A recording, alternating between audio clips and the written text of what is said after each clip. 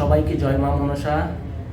আর বলবো মা মনসার কাছে একটাই প্রার্থনা করবো আজকে, যত মায়ের ভক্ত আছে তারা যেন সবাই ভালো থাকেন, সুস্থ থাকেন এবং মায়ের আশীর্বাদ প্রাপ্ত যেন সবাই হয়। আর মাকে আমি কবে থেকে কতদিন ধরে বানাচ্ছি, আপনাদের ভিডিও দিয়েছি, কিন্তু আজকে সেই সৌভাগ্য হলো মাকে পুজো করার। দেখছেন ঘর পেতে দিয়েছি অলরেডি। এবছর আমি পেতলের আম পাতা, পেতলের ডাব সব পেতলেরই করেছি, হয়তো মায়ের ইচ্ছে ছিল।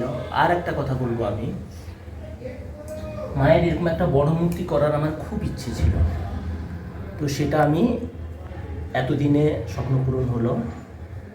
আর সব কিছু আমরা চাইলে হয় না, এটা প্রমাণ হলো, ভগবানের ইচ্ছে যেটা সেইটাই হবে।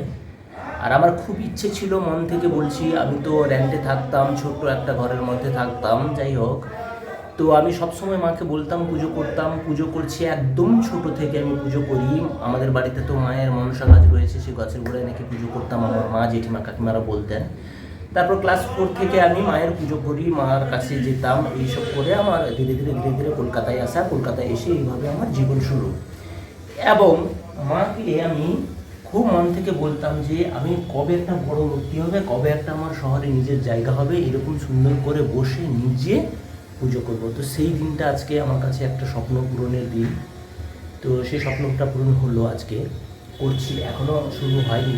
পুজোটা হলেই বলবো যে না, ধন্য হলাম। মাকে কোটি কোটি ধন্যবাদ জানাবো। মাকে অসংখ্য ধন্যবাদ মা, তুমি আমার পাশে থেকো। আরও পরের বছর হয়তো যদি হয় তাহলে আরও বড় মূর্তি হবে। এটা তো অষ্টনাগের পুজো, পরের বছর হয়তো হাত পা সব থাকবে, যেরকম মূর্তি আমরা হয় সেরকম পুজো করার ইচ্ছে রইল। তো সেটা মায়ের ইচ্ছে না হলে হবে না, এটা আমি বিশ্বাস এবং ভরসা করি।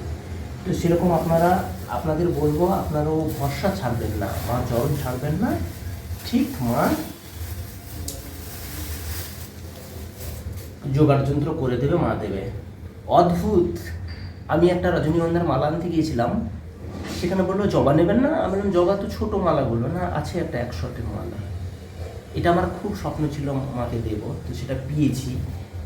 তো এরকম আমি যত জোগাড় যন্ত্র করেছি সব সহজেই হয়ে গেছে। আর এরকম মূর্তি আমি তো ভাবিনি, কিন্তু এরকম অটোমেটিক এসে গেল।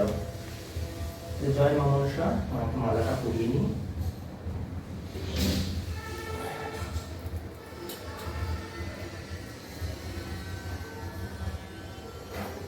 পুরো ঘর থেকে মায়ের মূর্তি অবধি মালাটা হয়ে গেল।